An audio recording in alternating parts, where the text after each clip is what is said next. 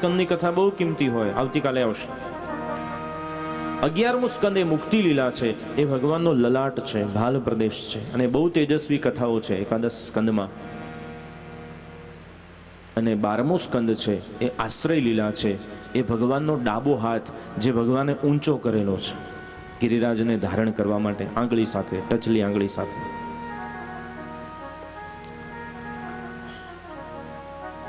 દસમો સ્કંદ શું છે? હા, તો પાસ. આ ભગવાનનું વાંગમય શ્રીઅંગ છે. એના અનેક અર્થ થાય છે. સ્કંદાર્થ, પ્રકરણાર્થ, અધ્યાયનો અર્થ, શ્લોકનો અર્થ, પદનો અર્થ, શબ્દનો અર્થ, અક્ષરનો અર્થ. પણ આ બધા અર્થ જે લખ્યા છે એ કરવા જઈએ ને તો 17 વર્ષે કથા પૂરી થાય. એટલા બધા એમાંથી અર્થ નીકળે છે. તો આપણી ગુજરાતી ભાષા, પાછું સંસ્કૃતમાં આપણે ગુજરાતી સાથે લેતા જઈએ. આંબાની થોડી પંક્તિઓ છે સુંદર મજાની, તમને યાદ આવશે. આવો એ મધુર આંબો થોડો ગાઈ લઈએ આપણે.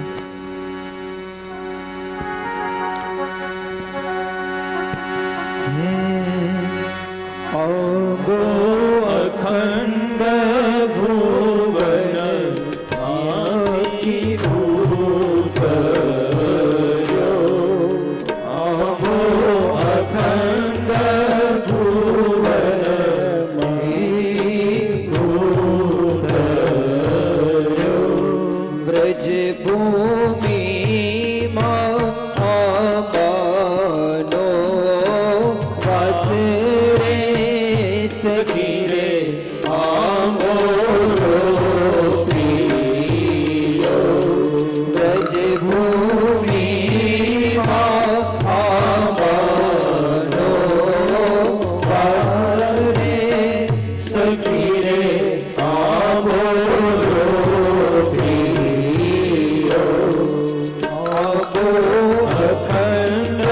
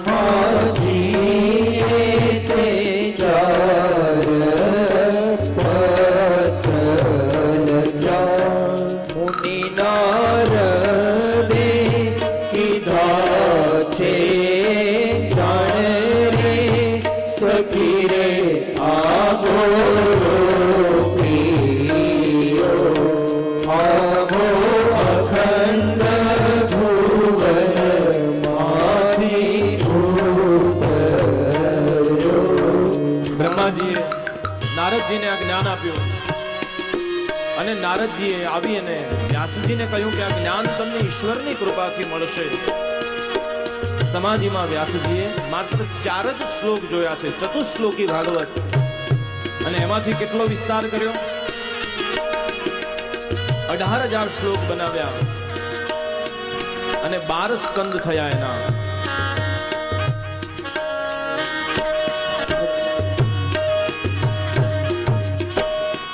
અઢાર હજાર શ્લોકની આંબે ડાળીઓ,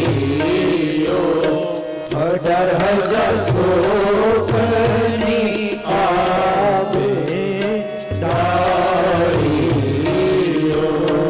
576,000 અક્ષર પાને રે સખી રે, આંબો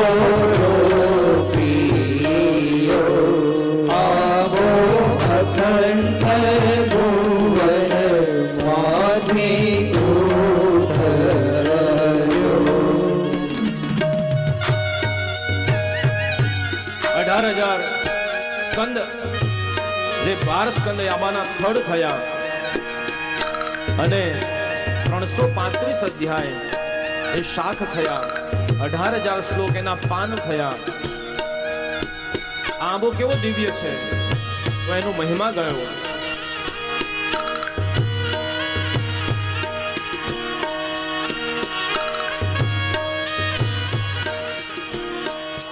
આંબો ગાય શીખે ને સાંભળે, આંબો ગાય શીખે ને સાંભળે, તેનો ચરણ કમલમાં વાસરે સગીરે આંબો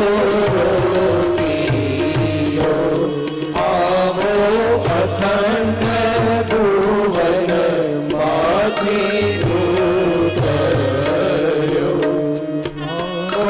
અખંડ ભુવન માંથી ઉતર્યો, રજભૂમિમાં આવવાનો વાસરે સગીરે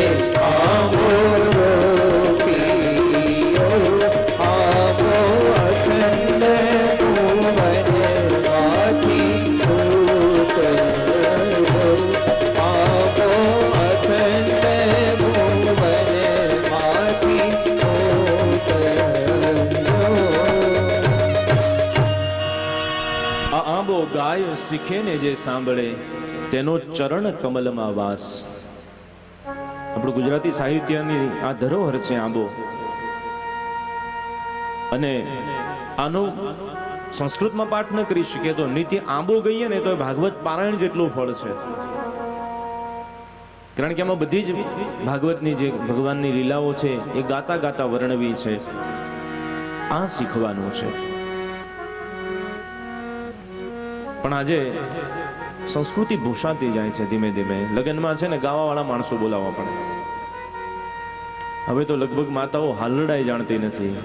છોકરાને પેલું ટેબ્લેટ ને મોબાઈલ ને બધું આપી દે અને પછી થોડું મોટું થાય ને એટલે કે આ ગેમ રમ્યા જ કરે છે, એની આંખો ખરાબ થઈ ગઈ છે, પણ ખબર નહીં કેમ મારા કરતા વધારે જાણે છે. પણ માં એ જ્યારે તારા પેટમાં હતો ત્યારે તે એમાં જ એ જ કર્યું છે, અને પછી એને છાનો રાખવા એ આપ્યું છે.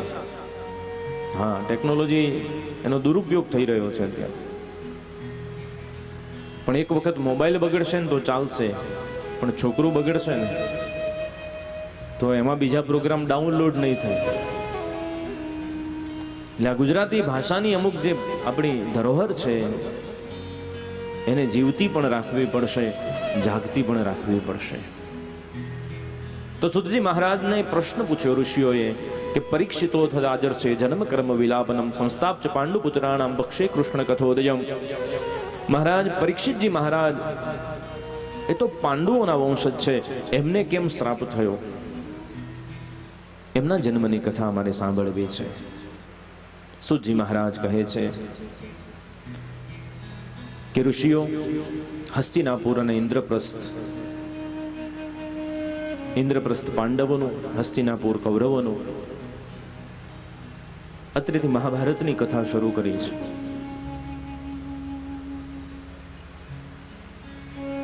જુગાર રમ્યા, અજ્ઞાતવાસ, વનવાસ ભોગવી, અને પછી પણ દુર્યોધન કહે છે કે સુચ્યગ્રમ નેવ દાસ્યામી વિના યુદ્ધેન પાંડવા. 100ની અણી ઉપર પણ ટકે ને એટલું યુદ્ધ વગર નહીં આપવું. અને યુદ્ધના મંડાણ થયા, યુદ્ધ થયું.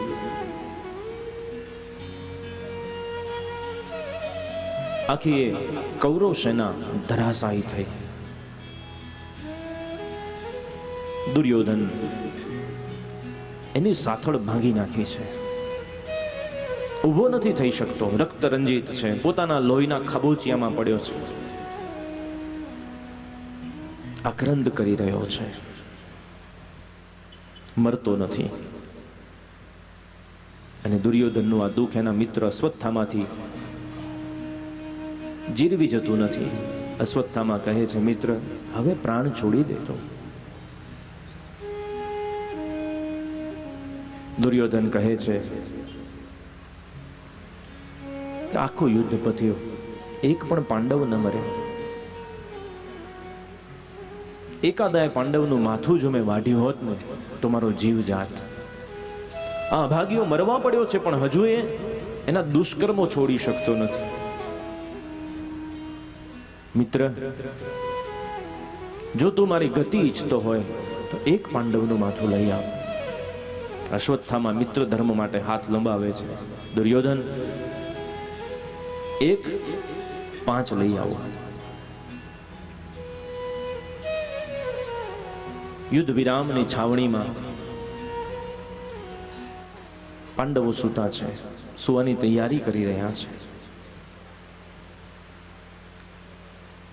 અંતર્યામી ભગવાન કૃષ્ણ આવ્યા, પાંડવોને જગાડ્યા છે. ચાલો. પાંડવોનો સ્વભાવ ભગવાનને કોઈ પ્રશ્ન ન પૂછવો, ચાલવા માંડ્યા. છાવણી ખાલી જોઈ એટલે યુધિષ્ઠિરનો પુત્ર પ્રતિવિંધ્ય, ભીમનો પુત્ર સુતસોમ, અર્જુનનો શ્રુતકીર્તિ, નકુલનો સતાનિક અને સહદેવનો શ્રુતવર્મા, આ 5 પાંડવોના પુત્ર આવીને ત્યાં સૂઈ ગયા છે.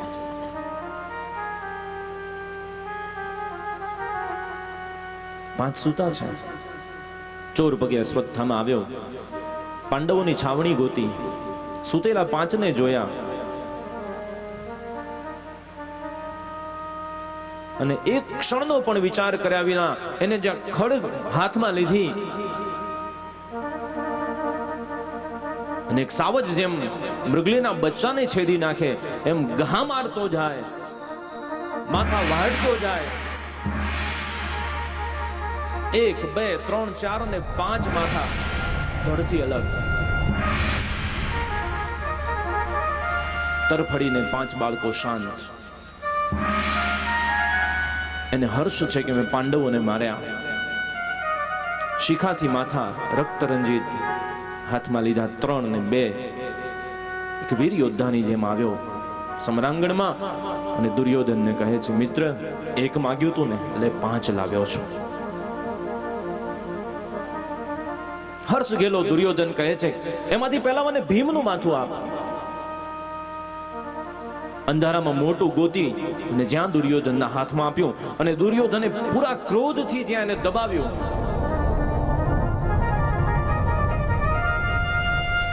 ભાગીને ભૂક્કો થયો અને દુર્યોધનની આંખમાંથી અશ્રુની ધારા. અરે મિત્ર, મારા પાપ એટલા ઓછા પડતા હતા, આ શું કરાવ્યું તે મારા હાથે. ભલા માણસ, આ ભીમનું માથું ન હોય, ભૂલથી તું ભીમ પુત્રને મારીને આવ્યો છે, પણ મને એવું લાગે છે કે તું બધા પાંડવોના પુત્રને મારીને આવ્યો છે. પાંડુ પુત્રો રહી ગયા અને પાંડવ પુત્રને બ્રહ્મ હત્યા, બાળ હત્યા સમાન છે. આ બાળ હત્યાનો દોષ મને લાગ્યો. આ તરફ છાવણીમાં દ્રૌપદીજીએ રક્તરંજિત 5 પુત્રોને જોયા. માતા શિશુનામ નિધનમ સુતાનામ નિશમ્ય ઘોરમ પરિતપ્યમાના. આક્રંદ કરી ઉઠી. અર્જુન, કૃષ્ણ બધા આવ્યા છે. દ્રૌપદી કહે છે કે આવા 5 વીર પતિ હોય અને મારા દીકરાઓની આ દશા. અને અર્જુન પ્રતિજ્ઞા લે છે, પાંચાલી, તારા પુત્રોના હત્યારાનું માથું વાઢીને એના લોહીથી તને સૂતકનું સ્નાન ન કરાવો તો હું મારો દેહ છોડી દઈશ. અર્જુન કૃષ્ણને કહે છે, પ્રભુ ફરીથી સારથી બન્યા છે એને શોધવા માટે કે આ ઘોર કૃત્ય બીજું કોઈ ન કરી શકે. અશ્વત્થામાનું કામ છે. અશ્વત્થામાની પાછળ જ્યાં રથ નજીક આવ્યો, અશ્વત્થામા ભયભીત થયો. સામસામા સરસંધાન થયા. અશ્વત્થામાને હવે લાગ્યું કે હવે મર્યો કે મરીશ. હવે એક જ ઉપાય છે, એને બ્રહ્માસ્ત્ર છોડ્યું છે. જે અર્જુનને હમણાં પોતાના ગાંડી ઉપર ભરોસો છે, એ દહ્યમાન બન્યો. કૃષ્ણ કૃષ્ણ ભગવાને એનું રક્ષણ કર્યું. અશ્વત્થામાને બંદી બનાવી અને લાવીને દ્રૌપદીની આગળ મૂક્યો છે.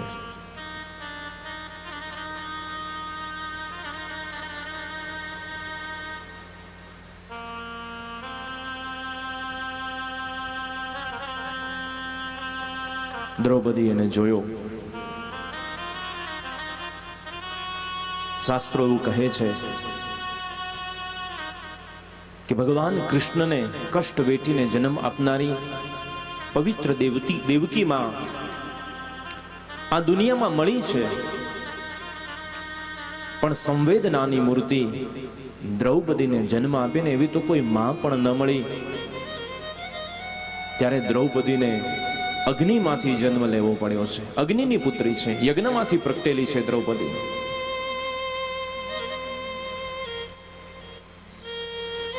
પણ આજે જ્યારે સામે બ્રાહ્મણના દીકરાને જોયો છે, ત્યારે પોતાના પતિ પાસેથી સાંભળેલી વાત યાદ આવી. અને જ્યાં અર્જુન અશ્વત્થામાનું શિખા પકડીને માથું વાઢવા જાય અને ત્યાં દ્રૌપદી કહે છે, મુચ્યતામ મુચ્યતામ યેષઃ, અને છોડી દો મહારાજ, હે આર્યપુત્ર. અને ન મારશો. બ્રાહ્મણો નિતરામ ગુરુ. અર્જુનની સામે આવીને કહે છે, ભૂલી ગયા? એમાં ગૌતમીને યાદ કરો કે એને સૌથી પહેલી થાળી તમને આપી, પછી દીકરાને આપી છે. એ ગુરુને યાદ કરો કે જેને અશ્વત્થામાને બ્રહ્માસ્ત્ર છોડતા શીખવાડ્યું, પાછું વાળતા નથી શીખવાડ્યું, તમને તો પાછું વાળતા પણ શીખવાડ્યું છે. આજે અર્જુન તમે ગાંડી ઉપર ગર્વ કરી શકો ને, તો એ તમારા ગુરુની કૃપા છે. અને આજે એ ગુરુનો આત્મા જ, આ પુત્ર એ ગુરુનું સ્વરૂપ છે, એનો વધ કરવા જઈ રહ્યા છો.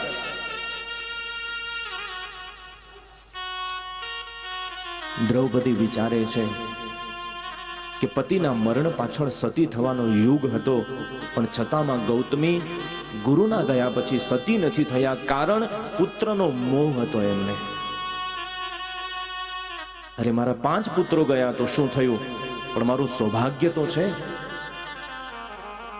માં ગૌતમી પાસે તો એનું સૌભાગ્ય નથી, એ પણ તમે છીનવી લીધું. અને આજ એક એનો આધાર, એનો દીકરો છે, એને પણ તમારે છીનવી લેવો છે.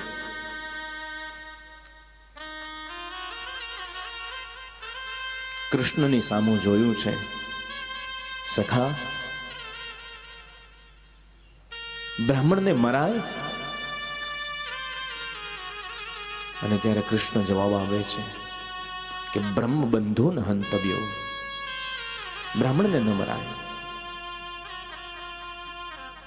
અર્જુને જોયું, ભીમે જોયું. ભીમ કહે છે, કૃષ્ણ તમે શું વાત કરી રહ્યા છો?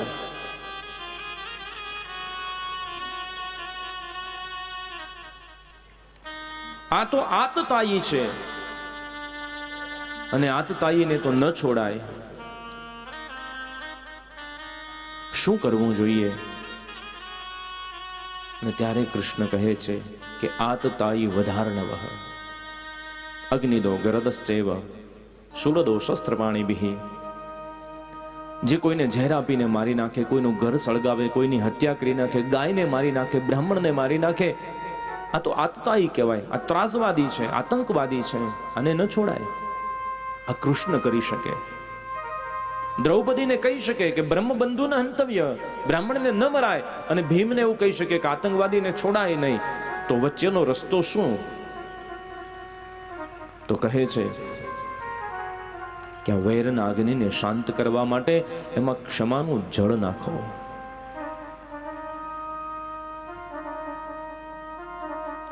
બ્રાહ્મણનું અપમાન એ બ્રાહ્મણના મૃત્યુ તુલ્ય છે. એના મસ્તકમાં રહેલો જે મણિ છે એને છેદીને કાઢી નાખો, એની શિખા લઈ લો, એને જવા દો. આજે કૃષ્ણ ખૂબ ખુશ થયા છે દ્રૌપદી ઉપર. કૃષ્ણ આજે તે સાચો ધર્મ બતાવ્યો છે. કારણ કે જ્યારે વિપત્તિ આવે, આપત્તિમાં, આપતકાલમાં જે ધર્મ તમને યાદ રહે ને, એ માણસ સાચો ધાર્મિક છે. આપણે શું કરીએ છીએ કે જ્યારે દુઃખ આવે એટલે સૌથી પ્રથમ આપણે ભગવાનની પૂજા છોડી દઈએ, ધર્મના સિદ્ધાંતો મૂકી દઈએ. મને હવે ભરોસો નથી, ભગવાન જેવું કશું નથી. અને ત્યારે આ ઘટનાને યાદ કરજો, દ્રૌપદીની, કે જે અગ્નિનું સંતાન છે એ પાંચાલી ક્ષમાનું જળ નાખીને વહેરના અગ્નિને શાંત કરે છે, જેના 5 દીકરાઓ મરી ગયા છે.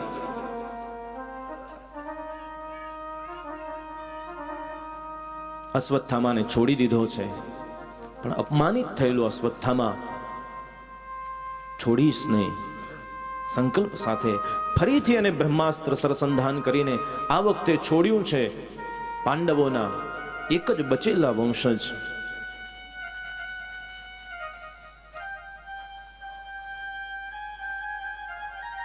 જે અભિમન્યુની પત્ની ગર્ભવતી છે, એની પાસે એના ઉપર છોડ્યું છે. અને જ્યારે દગ્ધમાન થઈ છે, આવીને દોડી, પાહી પાહી મહાયોગીન દેવ દેવ જગતપતે. ઉત્તરાએ ભગવાનની સ્તુતિ કરી છે. ભગવાન એ સમયે સુદર્શન ચક્ર લઈ ઉત્તરાના ગર્ભમાં પ્રવેશ્યા અને ઉત્તરાના ગર્ભમાં રહેલા એ જીવને એ બ્રહ્માસ્ત્રના આવરણથી બચાવ્યો છે. બ્રહ્માસ્ત્રને પાછું છોડ્યું. ઉત્તરાનો બળતો જે ગર્ભ છે શાંત થયો. ઉત્તરાએ સ્તુતિ કરી છે. ભગવાન એક રાત્રિ રોકાણા છે. બીજા દિવસે જ્યારે પ્રસ્થાન કરે છે દ્વારિકા ગમન, કુંતાજીએ રથ રોક્યો છે. કુંતાજીએ પ્રાર્થના કરી છે કે પ્રભુ, આપ હતા તો અમે છીએ, મને ફોઈ તરીકે ગણો, તમારી ભક્ત તરીકે ગણો, તમારા વડીલ તરીકે ગણો, તમારી દાસી ગણો. મારી એક માંગણી છે. ભગવાન કહે છે કે આપને શું જોઈએ છે?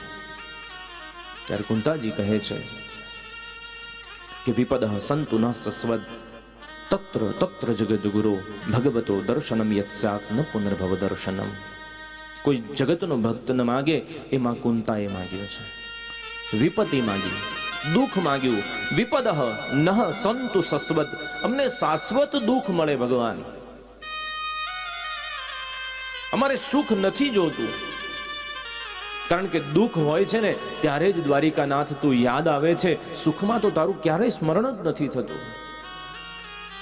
એટલે મારે તારું સ્મરણ નિત્ય જોઈએ છે, અને સ્મરણ નિત્ય ત્યારે થઈ શકશે જ્યારે નિત્ય દુઃખ હશે.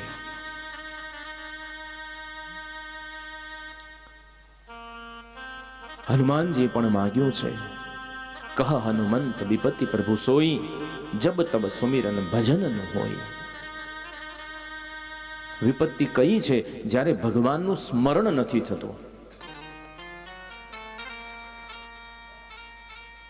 કુંતાજીની મનોકામનાને પૂર્ણ કરી ભગવાન ફરીથી રોકાણા છે.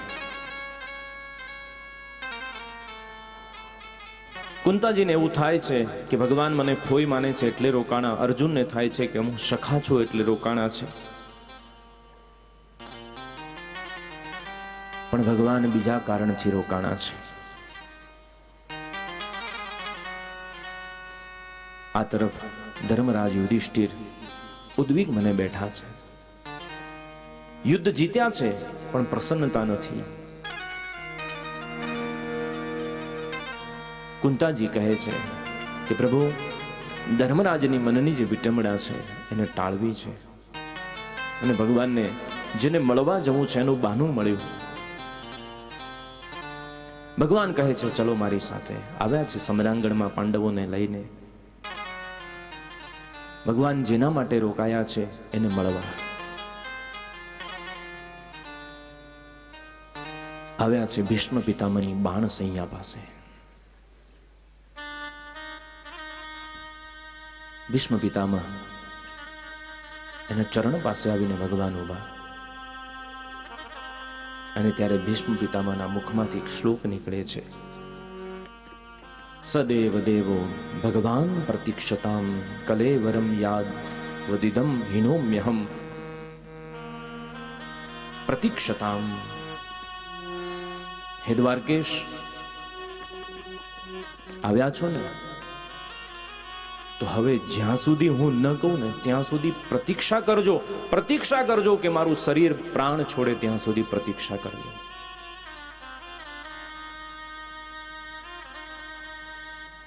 આ કોણ કહી શકે? ભીષ્મ કહી શકે. શા માટે કહી શકે? ભગવાન ની કૃપા એટલી બધી છે અનેક ભક્તો ઉપર, પણ ભીષ્મ ઉપર ખૂબ જુદી કૃપા છે. ભીષ્મ શાંતનુ અને ગંગાજીના પુત્ર છે. માં ગંગાના આશીર્વાદથી ઈચ્છા મૃત્યુનું વરદાન છે. એટલા બાણ વાગ્યા શરીરમાં, પણ શરીર છોડ્યું નથી. કારણ કે જેની પ્રતીક્ષા કરી રહ્યા છે એ ના આવે ત્યાં સુધી પ્રાણ નહીં છોડું, આવું પ્રણ છે. કથા છે એવી પૂર્વમાં 18 દિવસ ચાલેલા યુદ્ધમાં 9મો દિવસ થયો. આજે દુર્યોધન ખૂબ વ્યાકુળ બન્યો. દુર્યોધન કહે છે કે આજે 9 દિવસના વાણા વાયા છે, એક પાંડવ ઓછો થયો નથી. આવીને બધો આકંદ ભીષ્મ પિતામહ ઉપર ઉતાર્યો. પિતામહ, આપ લડો છો મારી સેનામાંથી, પણ તમારો જીવ પાંડવોમાં છે. બાકી તમારા જેવા યોદ્ધા મારી સેનામાં હોય અને પાંડવો ન મરે? તમે એક સાચા ક્ષત્રિયને જેમ નથી લડતા. પિતામહને લાગી આવ્યો. પિતામહ કહે છે ઠીક છે, આજે રાત્રે છાવણીમાં તારી પત્ની ભાનુમતીને મોકલજે. આજ સુધી મેં જે કરેલી સંધ્યા ઉપાસના પૂજા છે ને એનું તપનો આશીર્વાદ મારે એને આપવો છે. આ એક બ્રહ્મચારી બોલી રહ્યો છે. અદ્ય પ્રભુતિ મે દારા બ્રહ્મચર્યમ ભવિષ્યતિ. આ ભીષ્મ પિતામહની કથા છે ને 3 દિવસ કરીએ ને તો પણ ઓછી પડે. આવું એક દિવ્ય પુરુષનું વ્યક્તિત્વ છે સાહેબ. શરીરમાં આટલા બાણ વાગ્યા અને છતાં એને રાજધર્મ, આપદ ધર્મ, સમાજ ધર્મ એ યુધિષ્ઠિરને ત્યાં ભણાવ્યો છે.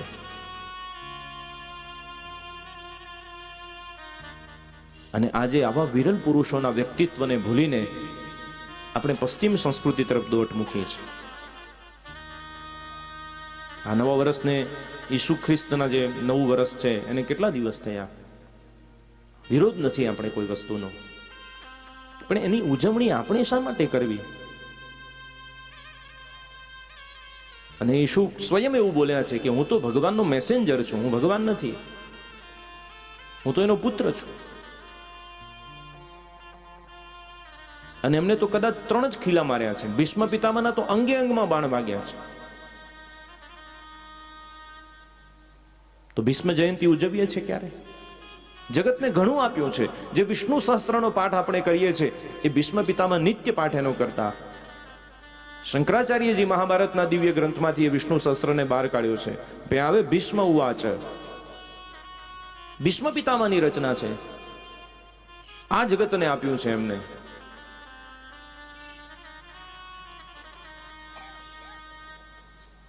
મારા તપની, મારી સંધ્યાનું ફળ તારી પત્નીને આપીશ. સંધ્યા ઢળી છાવણીમાં કોઈ પોતાના શસ્ત્રની ધાર કાઢી રહ્યું છે, કોઈ પોતાનો ભાથો ભરી રહ્યું છે, કોઈ કસરત બેઠક કરી રહ્યું. બધા પોતપોતાની રીતે યોદ્ધાઓ બીજા દિવસની તૈયારી કરી રહ્યા છે. કૃષ્ણ આવ્યા. દ્રૌપદીને કહે છે, દેવી ચલો. દ્રૌપદી કહે છે ચલો. પણ દ્રૌપદી અટક્યા છે કે આજે કૃષ્ણ તારો વેશ કેમ આવો છે, મોઢું કેમ સંતાડ્યું છે, અને કાળી કામળી કોણી ઓઢીને આવ્યો છે? કૃષ્ણ કહે છે કશું પૂછવાનું નથી, હું તને લઈ જાઉં ત્યાં સુધી આવવાનું છે. અને કોઈ પૂછે કે તારી સાથે કોણ છે, તો કહેજે કે મારો નોકર છે, મારો દાસ છે, મારો દૂત છે. દ્રૌપદી કહે છે કૃષ્ણ મારાથી એવું ન કહી શકાય, કશું બોલવાનું નથી, કહેવાનું છે.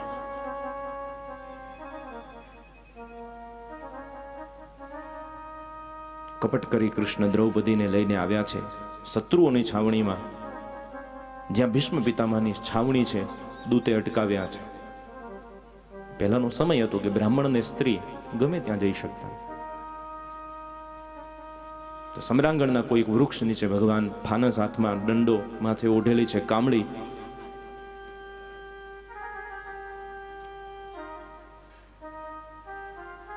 ને દ્રૌપદીને કહ્યું કે તારે કશું કહેવાનું નથી, ઘૂંઘટો તાણવાનો, ચરણ પકડીને કહેવાનું કે દાદા આવી ગઈ છું, ને જે આપે લઈ લેજે. દ્રૌપદીજી આવ્યા પિતામહની છાવણીમાં. આવીને ધ્યાનસ્થ બેઠેલા ભીષ્મ પિતામહ આજે થોડા વ્યાકુળ છે, કારણ કે જે રોજ પિતાંબર દેખાતું હતું, વૈજયંતી માળા દેખાતી હતી, આજે નથી દેખાતી. આજે કંઈક જુદું સ્વરૂપ દેખાય છે. કૃષ્ણની આજ્ઞાને આદેશ પ્રમાણે આવીને ચરણ સ્પર્શીને દાદા આવી ગઈ છું. દાદાએ આંખ ખોલી જોયું, પગે લાગી રહી છે. અખંડ સૌભાગ્યવતી ભવ.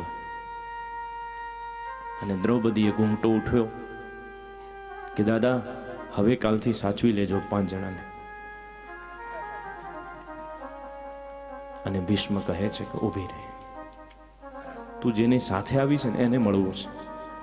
આ તારી બુદ્ધિ કામ ન કરે. અહીંયા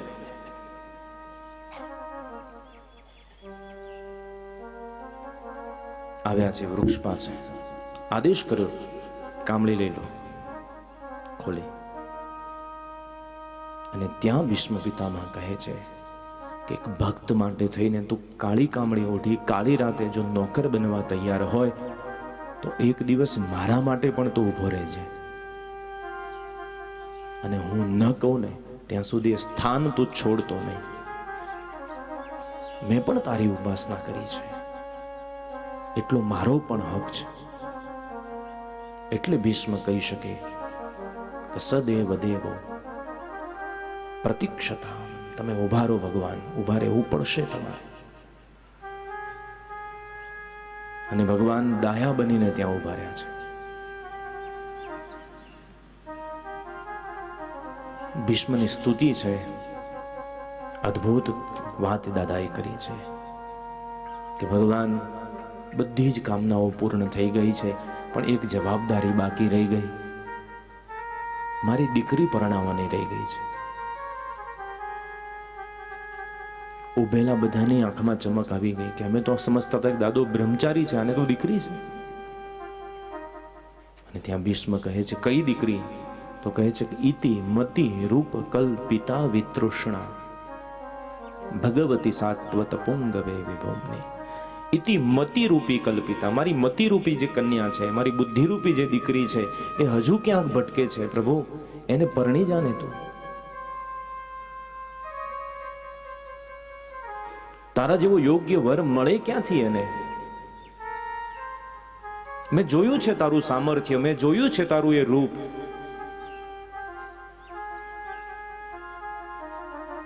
બહુ સુંદર વાત લખી છે કે ભગવાન જ્યારે તમે અર્જુનને બચાવવા માટે થઈ અને ભાગેલા રથનું એ ચક્ર હાથમાં લીધું અને એ સમયે પ્રશ્વેદ બિંદુઓથી જે ઉડેલી ધૂળ તમારા શરીર ઉપર ચોંટેલી, તમારા જે ઋષિકેશ વાંકડિયા વાળ, તમારી આંખનો એ ક્રોધ, હૃદયમાં અર્જુન પ્રત્યેની જે કરુણા, એ રૂપ મને ક્યારેય ભૂલાતું નથી.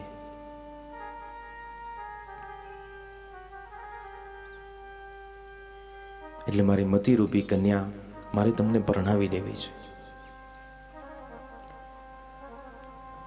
દાદાએ રાજધર્મ આપદ ધર્મ બધું ભગવાનની આજ્ઞાથી ધર્મરાજને શીખવાડ્યું, ધર્મરાજના શોકને તોડ્યો છે. અને ઉત્તરાયણનું દિવ્ય પર્વ હમણાં આવી રહ્યું છે. ઉત્તરાયણ, એ ઉત્તરાયણના દિવ્ય પર્વમાં એમને દેહ છોડ્યો છે. કહેવાય છે કે જે ઉત્તરાયણ પછી દેહ છોડે છે એ બધા પુણ્યાત્માઓ હોય છે.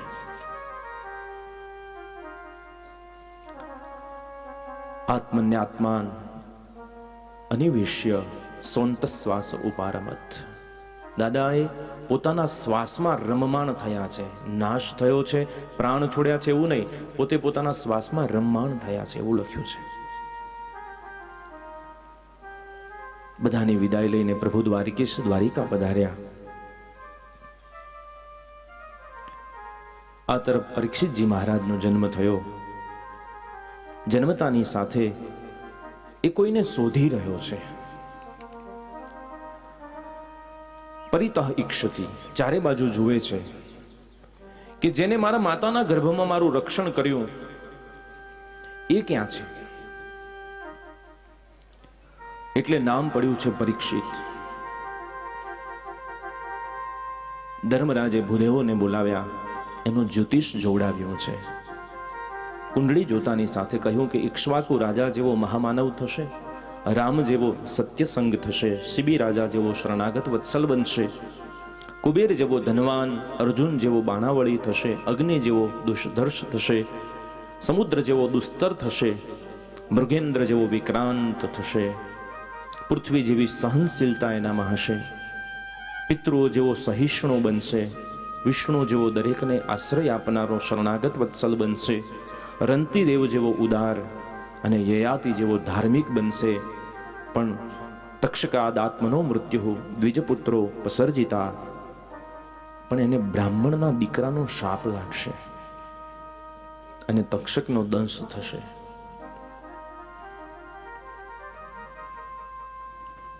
ધર્મરાજને થાય છે કે કલિયુગ આવી ગયો, કારણ કે આટલો ગુણવાન દીકરો એને જો બ્રાહ્મણ કુળનો શ્રાપ લાગે તો એ કલિયુગની નિશાની છે. આ તરફ વિદુરજી 36 વર્ષ સુધી યાત્રા કરી પાછા ફર્યા. કૌરવ કુળનો નાશ થયો, પણ ધૃતરાષ્ટ્ર અને ગાંધારી છે, બંનેને ઉપદેશ આપ્યો છે કે ક્યાં સુધી તમે તમારા આજીવિકા માટે જીવશો. ભૂલી ગયા છો ભીમને મારવા માટે પ્રયાસ કર્યા, લાક્ષા ભવન બાળ્યું, પણ છતાંય હજુ તમારી જીજીવિષા મરતી નથી, હજુ જીવવું છે. બંનેને લઈ ગંગા કાંઠે આવ્યા. સવારમાં ધર્મરાજ શોધે છે. નારદજી આવીને કહે છે કે વિદુરજીએ એમનો ઉદ્ધાર કરવા માટે થઈ એમને ગંગાગમન કરાવ્યું છે. હજુ તો એ સમાચારનો આક્રંદ સમ્યો નથી. ત્યાં અર્જુન આવ્યા. અર્જુનના મુખમાં એ તેજ નથી. ધર્મરાજ પૂછે છે, કૌંતેય, આજે કેમ નિસ્તેજ દેખાય છે? અર્જુન કહે છે કે મહારાજ, વંચિતોહમ મહારાજ હરિણા બંધુરૂપિણા. આજે ભગવાન કૃષ્ણએ મારા સખાએ મને છેતર્યો છે. હવે હું અર્જુન અર્જુન રહ્યો નથી. રસ્તામાં મને લૂંટી લેવામાં આવ્યો છે. મારામાં એ તેજ રહ્યું નથી. હવે મને ખબર પડે છે કે જેને મેં સખા મિત્ર ભાઈ તરીકે જોયો એ તો પરબ્રહ્મ પરમેશ્વર. અને ભગવાન કૃષ્ણએ સ્વધામ ગમન કર્યું. યાદવ કુળનો નાશ થયો છે સમાચાર આપ્યા. અને સમાચાર મળતાની સાથે પાંડવોએ હાડ ગાળવા માટે હિમાલય તરફ પ્રયાણ કર્યું છે. આ તરફ પરીક્ષિતજી મહારાજને રાજ્યનો ભાર સોંપ્યો. ઉત્તર રાજાની પુત્રી ઈરાવતી સાથે એના લગ્ન થયા. જન્મેજય આદિ 4 પુત્રો જન્મ્યા છે. અશ્વમેધ યજ્ઞ કરી અને દિગ્વિજય કરવા માટે પરીક્ષિતજી મહારાજ નીકળ્યા છે. રસ્તામાં એક ઘટના ઘટી છે. પ્રાચીન નદીના પટાંગણમાં એક કાળો પુરુષ એક ગાય અને બળદને મારી રહ્યો છે. રાજાએ જોયું કે હું ચક્રવર્તી સમ્રાટ આ બળદને 3 પગ નથી અને છતાંય મારી રહ્યો છે. આ ગાયની આંખમાં આંસુ. આ સમાધિ ભાષામાં પ્રતીક મૂક્યું છે કે વૃષભ એ ધર્મનું સ્વરૂપ છે અને ધર્મના 3 પગ ખંડિત થયેલા છે. 4 પગ છે ધર્મના: સત્ય, દયા, તપ અને શૌચ. સત્ય આજે યુગમાં રહ્યું નથી, તપ આ યુગમાં રહ્યું નથી, શૌચ એટલે પવિત્રતા આ યુગમાં રહી નથી. એક જ પગ રહ્યો છે એ દયાનો. હજુ આપણામાં થોડી દયા વધી છે, કલિયુગનો પ્રભાવ છે, એ પણ નષ્ટ થઈ જશે. અને 3 પગ વાળીને એક જ પગે ઉભેલો ધર્મ તમારે જોવો હોય તો હવે શિવ મંદિરમાં જાઓ ત્યારે નંદીને જોજો, કારણ કે નંદી એ જ ધર્મ છે, એટલે જ શિવ ધર્મ ઉપર સવારી કરે છે. અને ગાય પૃથ્વી છે, એટલે જેટલી ગાય દુઃખી થશે ને એટલી પૃથ્વી દુઃખી થશે, અને પૃથ્વી દુઃખી થશે એટલે આપણે દુઃખી થઈશું.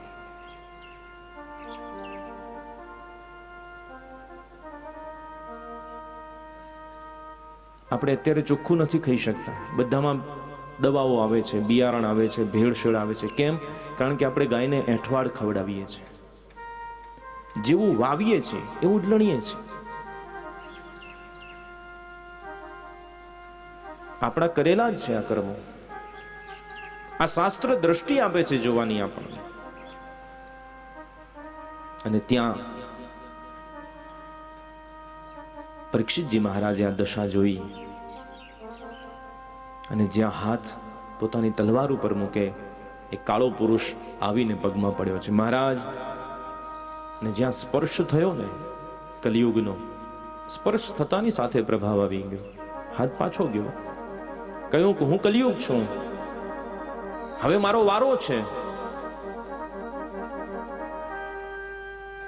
ત્યારે પરીક્ષિત કહે છે કે કૃષ્ણ ગયા, અત્યારે હું દિગ્વિજય કરવા નીકળ્યો છું, એટલે મારા રાજ્યના સીમાડામાં તું ન રહી શકે. કલિયુગ કહે છે કે પણ મહારાજ બધી જગ્યાએ દિગંતમાં તમારું રાજ્ય છે, મારે રહેવું ક્યાં?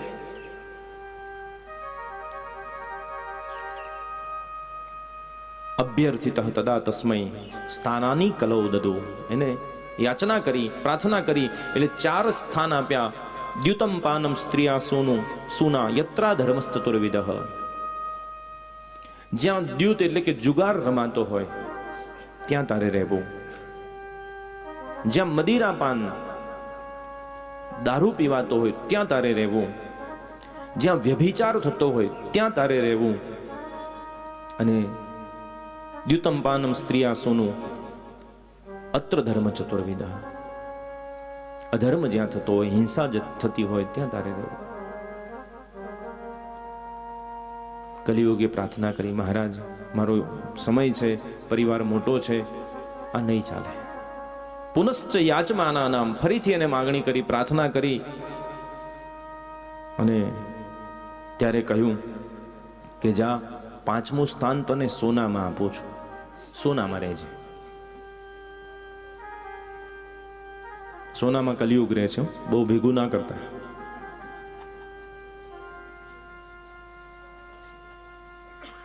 પણ સોનામાં ફેર હોય છે. હનુમાન ચાલીસામાં આપણે બોલીએ છીએ ને, હનુમાનજી કેવા છે તો કે કંચન બરન બિરાજ સુબેસા. કંચન બરન છે, સોનાનો દેહ છે એમનો, બરોબર? એ રામનું સોનું છે. અને રાવણ પાસે આખી લંકા સોનાની છે. રાવણનું સોનું આખે આખું બળી ગયું, પણ રામનું સોનું બળ્યું. તો ત્યાં તુલસીદાસજી કહે છે કે તુમ હી નિવેદિત ભોજન કરહી પ્રભુ પ્રસાદ પટ ભૂષણ ધરહી. જે ઈશ્વરને પ્રદત્ત કરી, ભગવાનને ધરાવીને તમે સ્વીકારો છો ને, એ દોષ રહિતનું બને છે. એ ભોજન પણ તુમ હી નિવેદિત ભોજન કરહી, ભોજન પણ ભગવાનને ધરાવીને તમે જમો છો ને, તો એના બધા દુર્ગુણ દૂર થાય છે. ભગવાનને યાદ કરીને જમો, ભગવાનને જમાડીને જમો. જો ન જમાડતા હોય તો જમાડવાની શરૂઆત કરજો, કારણ કે અન્ન બગડે ને તો મન બગડે છે, અને મન બગડે એટલે વ્યવહાર બગડે છે.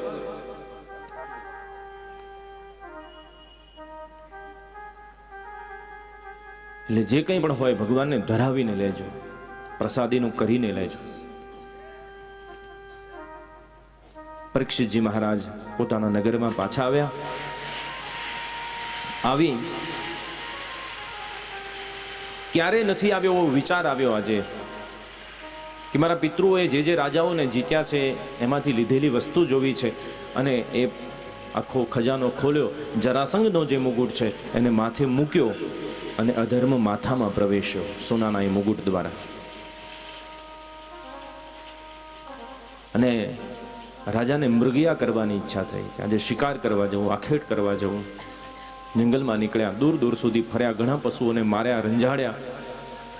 થાકેલા પાકેલા પાણીની તરસથી પરિભ્રમણ કરતા કરતા એ શ્રમિક ઋષિના આશ્રમમાં આવ્યા છે.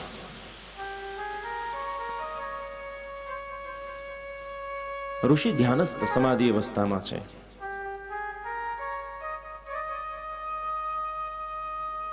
થયું કે આ તો મારા આશ્રિત છે, એમનો આશ્રમ તો મારા રાજ્યકોષમાંથી ચાલે છે. ઋષિ, હું રાજા પરીક્ષિત છું, પાણી પીવું છે. ઋષિ સમાધિમાં છે. અધર્મ વ્યાપ્યો છે એટલે બુદ્ધિ બગડી કે મારા જેવો રાજા આવ્યો છે ને અનાદર, શિક્ષા થવી જોઈએ.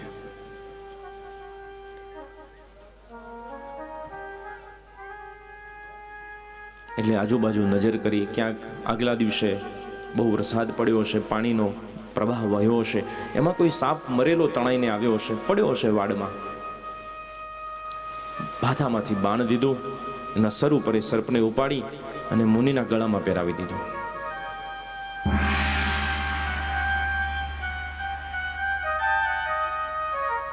ગૌડમુખ નામના શિષ્ય આવીને ઋષિના દીકરાને સમાચાર આપ્યા છે કે તારા પિતાનું અપમાન કર્યું રાજાએ. ધ્યાનસ્થ પિતાના ગળામાં મરેલો સર્પ નાખ્યો છે. અને પ્રાચીના પ્રવાહમાં ઉભેલા એ ઋષિ બાળકે, એ ઋષિ કુમારે હાથમાં જળ લીધું. સંકલ્પ કર્યો છે કે આજે રાજા અભિમાનથી પોતાની સત્તાના મદથી શાસ્ત્રની મર્યાદા ભૂલીને એક ઋષિનું અપમાન કરી રહ્યો છે. ઇતિ લંઘિત મર્યાદા તક્ષકઃ સપ્તમે હની. આજથી 7મા દિવસે રાજાને તક્ષક સર્પનો દંશ થશે અને એનો નાશ થઈ જશે.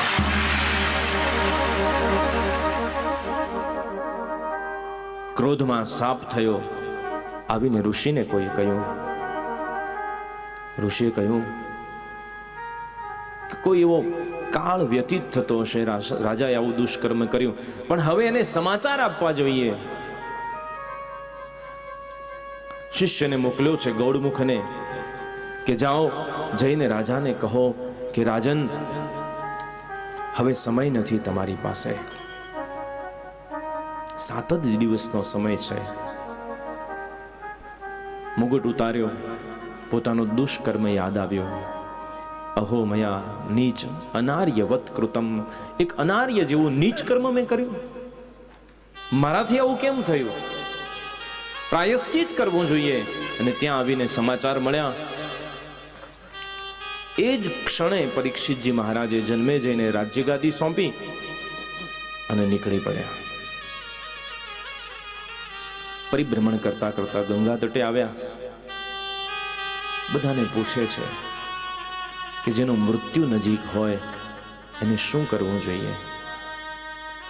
તો કહે છે કે મહારાજ, આ શાસ્ત્રનું પારાયણ કરીએ. કેટલા દિવસ થશે? 9 દિવસ થશે, 1 મહિનો થશે. મારી પાસે એટલો સમય નથી, મારી પાસે 7 જ દિવસ છે. કોઈ એવો માર્ગ નથી.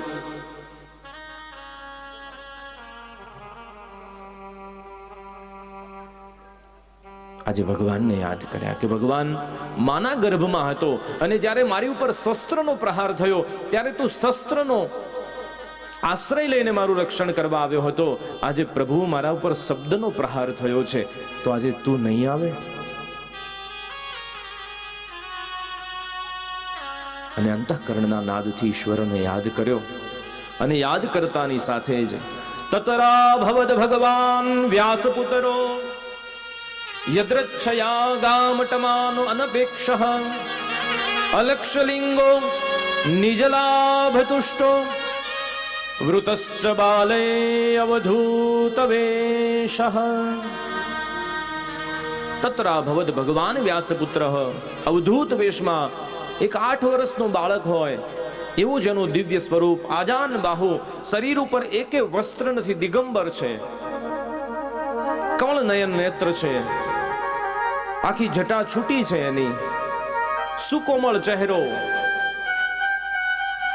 જેને પોતાના લાભની હાનિની કોઈ ચિંતા નથી, આવું દિવ્ય જેનું તેજ છે, એવા ભગવાન સુખદેવજી મહારાજનું ત્યાં પ્રાગટ્ય થયું. બોલીએ શ્રી સુખદેવજી મહારાજ. દિવ્ય તેજને જોતાની સાથે પરીક્ષિતજી મહારાજ શરણાગત બન્યા છે. પ્રભુ અતઃ પૃચ્છામિ સંસિદ્ધિમ. હે ગુરુ, મારે એક પ્રશ્ન પૂછવો છે તમારે કે મ્રિયમાણસ્ય સર્વદા, જેનું મૃત્યુ નજીક હોય એને શું કરવું જોઈએ? સુખદેવજી મહારાજે કહ્યું, રાજા, તારી પાસે ઘણો બધો દિવસ, 7 દિવસનો સમય છે. એક મુહૂર્તનો સમય હોય ને તો પણ મૃત્યુ મંગલ બની જાય. ચિંતા ન કર, બેસ, હું તને રસ્તો આપી દઉં છું. અને ચિંતા ટળી આસન લગાવી પરીક્ષિતજી મહારાજ કથા સાંભળવા બેઠા છે. એ કઈ કથા સાંભળે છે, મૃત્યુ કેવી રીતે મંગલ થાય છે, એ આપણે આવતીકાલે જોઈશું. પણ એક લેસન તમને આવતીકાલ માટેનું મારે આપવું છે કે કોઈ પણ ડિગ્રી માટે કંઈક કરવું પડે. ડૉક્ટર થવું હોય તો ભણવું પડે 5 વર્ષ 10 વર્ષ કે જેનો અભ્યાસ હોય. વકીલ થવા માટે એની ડિગ્રી લેવા માટે LLBની કોલેજમાં જવું પડે, લો કોલેજમાં. પંડિત થવા માટે પાઠશાળામાં જવું પડે તો શાસ્ત્રીની પદવી લાગે. માથાભારે માણસ થવા માટે 4-5 જણાને મારવા પડે, એમણે ડિગ્રી ન લાગે. તો આ જે સ્વર્ગીય શબ્દ લાગે છે એના માટે શું કરવું પડે? કારણ કે મોટા ભાગે મેં તો એવું જોયું છે, તમે ક્યાંય જોયું હોય મને બતાવજો, કે જે પણ જીવાત્મા શરીર છોડી દુનિયા છોડીને ગયો હોય એના ફોટાની નીચે આપણે લખીએ છીએ કે ભાઈ જન્મ તારીખ અને સ્વર્ગવાસ. ક્યાંય તમે નર્કવાસ લખેલું વાંચ્યું હોય તો એક તો મને શોધી આપજો. અને બીજું કે બધા જાય છે, બધા સ્વર્ગવાસ જ થતા હશે તો પેલું નરક તો ખાલી રહેતું હશે ને, તેના એ જે એના એમ્પ્લોય હશે એ લોકોનો પગાર કેમ ચૂકવતા હશે? એ લોકો કામ કરતા માણસોનો પગારે નહીં નીકળતો હોય, કારણ કે બધા સ્વર્ગમાં જતા હોય તો નરક તો ખાલી રહેતું હશે ને. તો આગળ સ્વર્ગવાસ લગાવવા માટે આપણે શું કરવું, કઈ ડિગ્રી લેવી, એ મને કાલે શોધી લાવજો, બરોબર? એ તમારું એટલું હોમવર્ક છે. આવો હરિનામ સંકીર્તનની સાથે આજની પવિત્ર કથાને વિરામ આપીએ. નારાયણ નારાયણ નારાયણ નારાયણ શ્રી ગોપાલ હરે. નારાયણ નારાયણ નારાયણ નારાયણ શ્રી ગોપાલ હરે. નારાયણ નારાયણ જય જય ગોવિંદ હરે. નારાયણ નારાયણ જય જય ગોવિંદ હરે. નારાયણ નારાયણ જય જય ગોવિંદ હરે. નારાયણ નારાયણ જય જય ગોવિંદ હરે. નારાયણ નારાયણ જય જય ગોપાલ હરે. નારાયણ નારાયણ જય જય ગોપાલ હરે. નારાયણ નારાયણ નારાયણ નારાયણ જય ગિરિરાજ હરે. નારાયણ નારાયણ નારાયણ નારાયણ જય ગિરિરાજ હરે. નારાયણ નારાયણ નારાયણ નારાયણ જય ગિરિરાજ હરે. નારાયણ નારાયણ યજમાન પરિવારનું નિવેદન.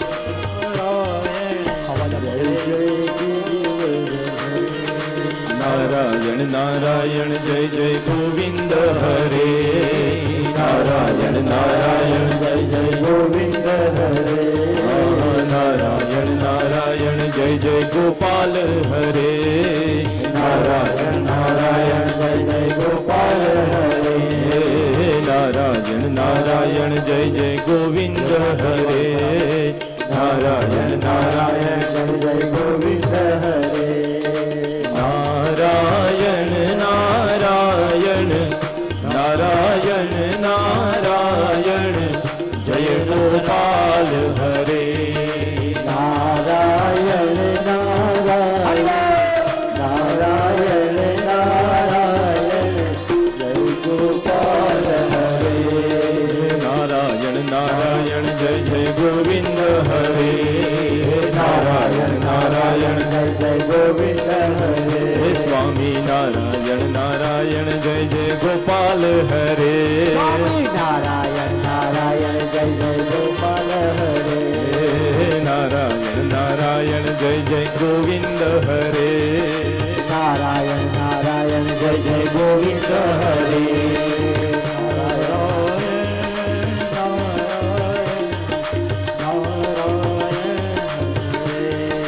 નારાયણ નારાયણ નારાયણ નારાયણ જય ગિરિરાજ હરે એમના સભ્યો અહીંયા મંચ ઉપર ઉપસ્થિત થાય ભગવાન ભાગવતજીના વાંગ્મય સ્વરૂપની ઠાકોરજીની આજે બીજા દિવસની સાયમ આરતી કરી લઈએ. યજમાન પરિવાર આમાં 43 પ્રકરણોની કથા છે અને દરેક સ્કંદ એ ભગવાનનું શરીર છે, શરીરનું અંગ છે, શ્રીઅંગ છે ભગવાનનું, ઠાકોરજીનું સ્વરૂપ છે. ભગવાને જ્યારે ગિરિરાજને ધારણ કર્યો અને ભગવાનનું જે એ દિવ્ય સ્વરૂપ છે, એ દિવ્ય સ્વરૂપ એ ભાગવતજી છે. એનો થોડો પરિચય લઈએ, પછી ભાગવતનો આંબો બહુ પ્રચલિત છે, તમે કોઈ ઘરડા બાવ પાસેથી સાંભળ્યો હશે, એની થોડી પંક્તિઓ ગઈએ. સમય થઈ ચાલ્યો છે, આગળ ઘણી વાતો કરવી છે,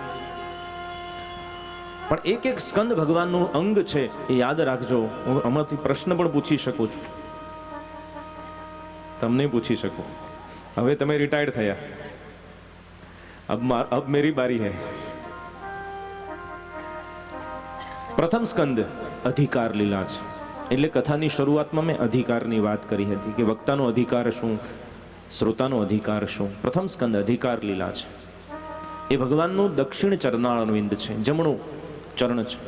દ્વિતીય સ્કંદ સાધન લીલા છે. એ ભગવાનનો ડાબો પગ છે, વામ ચરણ છે. તૃતીય સ્કંદ એને સર્ગલીલા કહેવાય છે. એ ભગવાનનો દક્ષિણ બાહુ જમણો હાથ છે. ચોથો સ્કંદ વિસર્ગ લીલા, ભગવાનનો ડાબો હાથ છે, વામ બાહુ છે. પંચમ સ્કંદ એ સ્થાન લીલા છે, એ ભગવાનની દક્ષિણ સાથળ છે. છઠ્ઠો સ્કંદ પોષણ લીલા, એ ભગવાનની વામ સાથળ છે. સપ્તમ સ્કંદ ઉતિ વાસના લીલા છે, એ ભગવાનનો દક્ષિણ હાથ છે, હસ્ત, જે ભગવાને કેડ ઉપર રાખેલો છે. અષ્ટમ સ્કંદ મન્વંતર લીલા છે, જે ભગવાનનું જમણું સ્તન છે, દક્ષિણ સ્તન છે. નવમ સ્કંદ ઈશાનું કથા લીલા છે, ભગવાનનું ડાબું સ્તન છે. અને દસમ સ્કંદ છે એ નિરોધ લીલા છે, જે ભગવાનનું હૃદય છે. હૃદય છે, અને માણસનું હૃદય કેટલું કિંમતી હોય છે ખબર છે ને? આ તો ભગવાનનું હૃદય છે. એટલે 10મા સ્કંદની કથા બહુ કિંમતી હોય, આવતીકાલે આવશે. 11મું સ્કંદ એ મુક્તિ લીલા છે, એ ભગવાનનો લલાટ છે, ભાલ પ્રદેશ છે, અને બહુ તેજસ્વી કથાઓ છે એકાદશ સ્કંદમાં. અને 12મું સ્કંદ છે એ આશ્રય લીલા છે, એ ભગવાનનો ડાબો હાથ, જે ભગવાને ઊંચો કરેલો છે ગિરિરાજને ધારણ કરવા માટે, આંગળી સાથે, ટચલી આંગળી સાથે.